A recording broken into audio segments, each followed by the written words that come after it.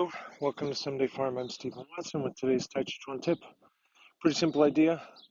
I'm here at the Healing Fairy altar, but any altar ought to do.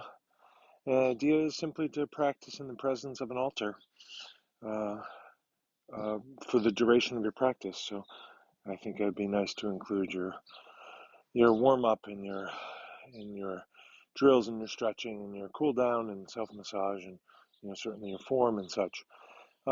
Practicing in the presence of the altar may shift the sort of degree of tenderness to which you bring the art that day. That may vary depending on what the altar is for, and of course the altar doesn't have to be a physical altar. It may be song or space or energy. It may be a piece of fabric on the ground, and it may be a murti or a piece of statuary or something.